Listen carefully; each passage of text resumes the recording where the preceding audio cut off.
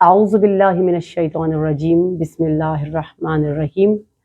امام علی علیہ السلام کی حکمتوں کا سلسلہ جاری ہے اور اس سلسلے کی آج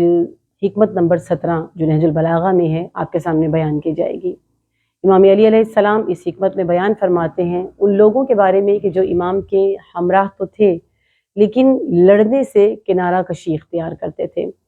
اور امام فرماتے ہیں ان کے بارے میں کہ ان لوگوں نے حق کو چھوڑ دیا اور باطل کی نصرت بھی نہیں کی، یعنی نہ تو وہ حق کے ساتھ ہیں اور نہ وہ باطل کی نصرت کر رہے ہیں، نہ وہ ان کی مدد کر رہے ہیں۔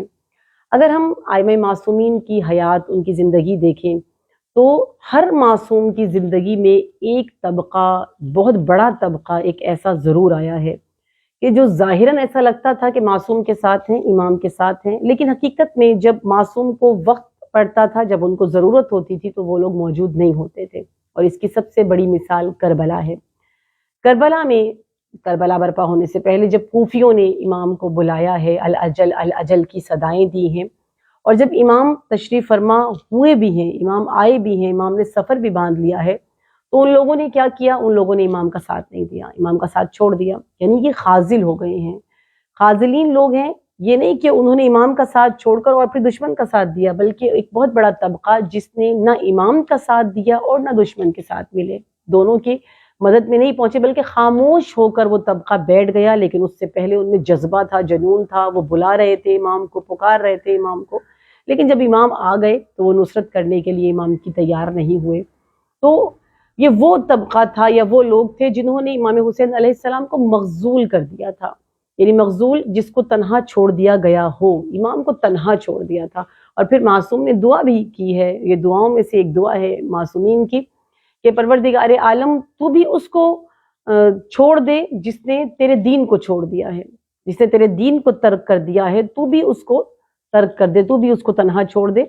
یعنی تو بھی اس کو مغزول کر دے جس نے تیرے دین کو مغزول کر دیا ہے۔ تو خاذل طبقہ وہ ہے کہ اگر ایسا ہو کبھی کہ دین پر کوئی وقت آئے، دین پر کوئی آنچ آ رہی ہے یا دین کو ہماری ضرورت ہے، کوئی ایسا لمحہ ہے اور ہم اگر اس وقت پیچھے ہٹ رہے ہیں، دین کے کام نہیں آ رہے ہیں، تو اس کا مطلب ہے کہ خدا نے ہمیں مغزول کر دیا ہے، کسی کی دعا ہے جو ہمارے لیے قبول ہو گئی ہے۔ یعنی اگر ہم دین کے حق میں آگے نہیں آتے اور خاموشی سے گھر میں بیٹھ جاتے ہیں کہ نہیں باہر جانا بہتر نہیں ہے، اس وقت میدان میں اترنا بہتر نہیں ہے یا نکلنا بہتر نہیں ہے، جب ہم اپنی توجیحات پیش کرتے ہیں گویا کہ وہ دعا قبول ہو رہی ہے، خدا ہمیں مغزول کر رہا ہے، خدا ہمیں تنہا چھوڑ رہا ہے۔ اور یہ مغزول کوئی معمولی بات نہیں تھی، اس وقت بھی جب امام علی علیہ السلام نے اس حکمت کو بیان کیا ہے، عرب میں یہ طعنہ سمجھا جاتا تھا، یعنی یہ کسی کا خاذل ہو جانا یہ طعنہ سمجھا جاتا تھا۔ کوئی بھی جب اپنے قبیلے کا ساتھ نہیں دیتا تھا تو لوگ یہ کہتے تھے کہ یہ خاذل ہو گیا ہے، یعنی اس نے اپنے قبیلے کا ساتھ نہیں دیا ہے، اس نے قبیلے کو مغزول کر دیا ہے اور خود یہ خاذل ہو گیا۔ یہاں پر امام کیا بتانا چاہ رہے ہیں؟ نہ قبیلہ، نہ قوم، نہ علاقہ، نہ ملک، نہ وطن، بلکہ امام یہاں کیا بتا رہے ہیں کہ اس نے دین کو تنہا کر دیا ہے، جس نے دین کو تنہا چھوڑ دیا ہے خدا بھی پھر اس کو،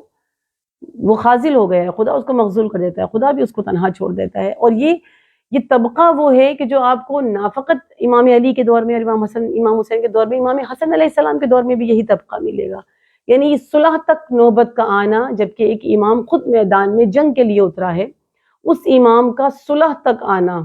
یہ دلیل ہے اس بات کی کہ یہ خاذل لوگ جو امام کو تنہا کر دیا، جنہوں نے امام کو مغزول کر دیا ہے، تنہا چھوڑ دیا ہے، ان کی وجہ سے یہ صورتحال پیش آئی ہے۔ امام حسن نے اسی لیے صلح کی کیونکہ جو خاذل لوگ تھے ان کی تعداد بہت زیادہ تھی، وہ میدان میں نہیں اترنا چاہتے تھے، وہ میدان چھوڑ کے بھاگ چکے تھے۔ دیکھیے منافق، بغیرت، بے حیا یہ خاذل ہوتا ہے، یعنی سب سے بڑی علامت ہی یہ ہوتی کہ وہ منافق، ایک طرح سے منافق کہہ لیجیے، لیکن امام یہاں پر اس کے لیے خاذل کا لفظ استعمال کر رہے ہیں کہ وہ ہوتا ہے جس میں غیرت ختم ہو جاتی ہے، جو بالکل منافق ہو جاتا ہے۔ یعنی ایک انسان کے لیے سب سے بڑا طعنہ اس کی بے غیرتی ہوتا ہے، اس کو بے غیرت کہنا سب سے بڑا طعنہ ہوتا ہے، اور سب جتنی بری صفات ہوتی ہیں وہ اس خاذل کے اندر پائی جاتی ہیں، جس میں سے ایک بے غیرتی کی صفت بھی موجود ہوتی ہے۔ امام فرماتے، کیا امام فرما رہے ہیں یہاں پر؟ امام آگاہ کر رہے ہیں کہ آگاہ کرو کہ کن لوگوں سے پالا پڑا ہے، کل کون لوگ سامنے ہیں۔ یعنی ہم اگر دیکھیں امام علیہ السلام کا پالا کن لوگوں سے پڑا ہے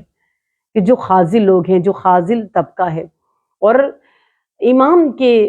جو دور جتنے بھی معصوم ہیں، جتنے بھی آئمہ ہیں، ان سب کے دور کو اگر آپ ایک مرتبہ پڑھیں اور پڑھا کیجئے، امام معصومین کے دور کو، ادوار کو ان کے پڑھا کیجئے، تاکہ جس دور سے ہم گزر رہے ہیں وہ بھی ایک معصوم کا دور ہے،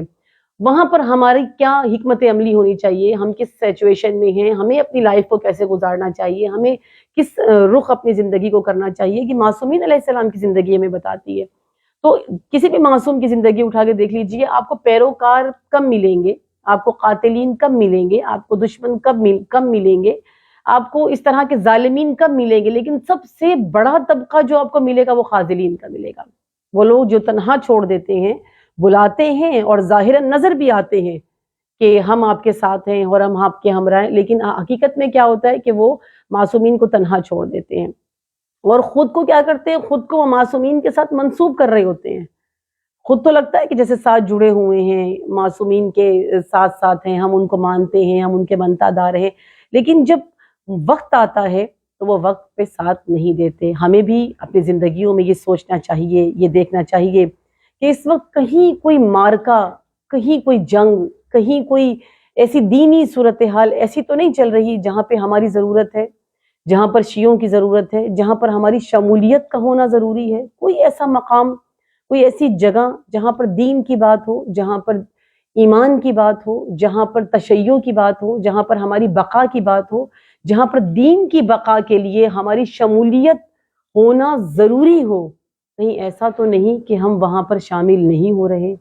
اگر نہیں ہو رہے تو یقیناً ہم خاذلین میں سے ہیں، لیکن اگر وہاں ہماری ضرورت ہے تو ہمارا شامل ہونا بنتا ہے۔ اگر ہم اس طعنہ خاذلین سے بچنا چاہتے ہیں کہ خدا ہمیں خاذلین میں شمار نہ کریں، انشاءاللہ پروردگار عالم سے دعا ہے کہ پروردگار عالم ہمیں توفیق عطا فرمائے کہ ہم امور دین کو انجام دے سکیں، ہم دین کے کام آ سکیں، ہماری نسلیں، ہماری اولادیں اس دین کے کام آئے، اور وہ وقت آئے کہ جلد از جلد امام عصر کا، امام زمانہ علیہ السلام کا ظہور ہو جائے، اور اس وقت بھی ہم لوگ خاذلین میں شامل نہ ہوں بلکہ امام کے ناصر اور مددگاروں میں پروردگار عالم ہمارا شمار کرے۔ السلام علیکم ورحمۃ اللہ وبرکاتہ۔